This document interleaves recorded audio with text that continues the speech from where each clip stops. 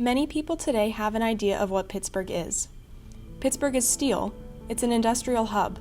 It's old mills lining the riverfront. At its peak, Pittsburgh had developed an industrial economy that was envied by the rest of the world. The iron and steel that were produced in Pittsburgh accounted for nearly half of national steel output and practically built America. But by the late 1980s, over 3/4 of the steelmaking capacity near Pittsburgh had been shuttered. The rise and fall of the steel industry has long defined Pittsburgh, but the city's legacy is changing.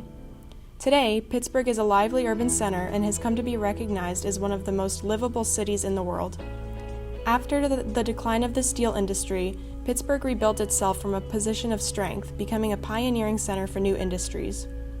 The Robotics Institute at Carnegie Mellon is an international leader in robotics education. UPMC is a leading American healthcare provider, and several large universities and research facilities call Pittsburgh home. And although the city has come a long way in its revitalization efforts, some neighborhoods are still feeling the effects of the decline of the steel industry that occurred almost 4 decades ago. In order for Pittsburgh to promote itself as a truly sustainable city, it needs to address not just environmental health alone, but issues of environmental justice and equity, which will promote the health and well-being of the entire community. This is where Grounded Strategies comes in. Grounded Strategies is a nonprofit group in Pittsburgh dedicated to improving the social, economic, and environmental health of distressed and transitional communities by building capacity to reclaim vacant and underutilized land. As an intern with Grounded, I've had the opportunity to work on several projects, one of which was a community engagement planning process for the redesign of Westinghouse Park in the Point Breeze North neighborhood. Grounded's role in the project was to engage with the community and stakeholders to make sure that the redesign addressed the needs and desires of the community. Grounded is involved with a pre-design phase, which is a little bit of a unique process. So it allows us to kind of be a neutral third party before even the professional designers get involved, and kind of make for a much smoother process once they do get involved, kind of hit the ground running. So in a way, we're kind of like priming the neighborhood and making sure that everyone's aware of the project, the process, what the goals are. And it allows them to kind of shake out any kind of friction that might be in the neighborhood, folks that might be upset about, or maybe a little bit confused about what's happening, and kind of get those issues out of the way. As part of the process, Grounded created a survey that would gauge how people use the park, what their concerns were, and what they would like to see in the park in the future.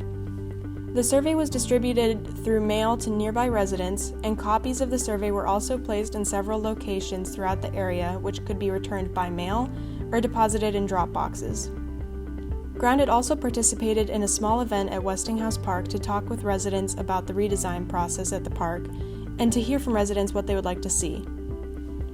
The process isn't without its challenges, though. The park kind of is centered within 3 communities. So we're providing our outreach to all 3, Homewood, Point Breeze North, and Point Breeze. And there is a lot of history with folks feeling like they are not welcome in the park if they're not from Point Breeze proper. So we're trying to kind of change attitudes and perceptions, both for folks that live further from the park and the ones that live right next to it. Another implication that's kind of a negative, actually, and this kind of came up this weekend, is folks are wondering, as we improve a park or invest in it, like is potential here. The city wants to reinvest, and they're asking the community how they would like to have that done. There is the potential for gentrification and for folks being priced out of the neighborhood. So there's definitely that concern too. Challenging can be just not seeing change happen fast enough, knowing that a lot of these communities are facing the same challenges that they've been facing for decades. So just, trying to change the system incrementally so that, real change and real improvement to their lives can happen. Environmental justice can seem like an overwhelming or even impossible problem to fix. It's complicated, messy, and perpetuated by decades or even centuries of decisions that willingly and knowingly pushed certain populations into the positions where they find themselves today. But it's really not so intimidating when you take it one project at a time.